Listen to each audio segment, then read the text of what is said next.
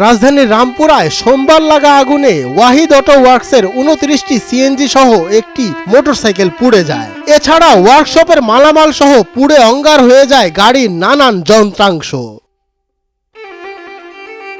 জানা গেছে আগুনের সূত্রপাত ওয়ার্কশপের পাশের ফার্নিচার ও তুলার গোডাউন থেকে। সোমবার ভোর 5:20 আগুন লাগার ঘটনা ঘটে। সেখানে থাকা রাসায়নিক দ্রব্য ও শর্ট সার্কিট থেকে আগুন লাগে বলে প্রত্যক্ষদর্শীদের সাথে কথা বলে জানা যায়। প্রথম কি আমি ফজরের নামাজ পড়ে তসবিহ জপতেছি, তা মশা কামড়াইতেছে থেকে আমি মশার তলে গিয়ে তসবিহটা জপি। এবারে দেখা গেছে হঠাৎ গরম লাগতেছে, কিরি শীতের ভিতরে গরম লাগতেছে, পরে এদিকে তাকাই যাই দিয়ে আগুন লেগে গেছে। তখন আমার নাইট গেটটা করবো, তাড়াতাড়ি গেট খোলাম, আগুন তো লেগে গেছে গ্যারেজের ভিতরে। ওই জায়গাতে ধুম লেগে কারেন্টের তারের ভিতরে লেগে পুরো এলাকা ছড়াই গেছে ধুমা। আমার গেট খুলতেও খুব কষ্ট হয়ে গেছে, অন্ধকার, কিছু শ্বাস পালাতে পারতেছি না, এই অবস্থায়। আগুনের সূত্রপাত নিয়ে ধোঁয়াশা থাকলেও সরেজমিনে গিয়ে দেখা যায় ফার্নিচারের গোডাউন থেকেই আগুনের সূত্রপাত। কেননা পুরো গোডাউনের সকল অংশ পুড়ে ছারখার হয়ে গিয়েছে। দেখা যায় এখনো আগুনের ধোঁয়া বের হচ্ছে গোডাউনের মাটি থেকে।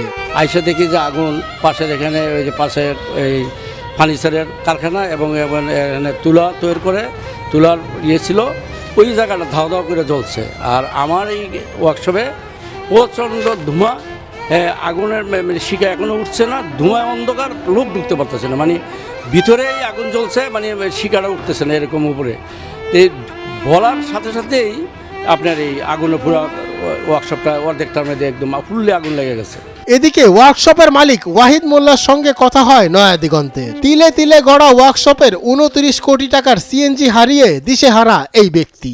রিপ্লেস ছাড়া এখন আর কোনো এটার উপায় নাই। সরকার মহোদয় যদি আমার এই শর্ট টাইমে রিফারেন্স দিয়ে দেয়, তা আমি মালিক সহ আপনি বাঁচতে বল।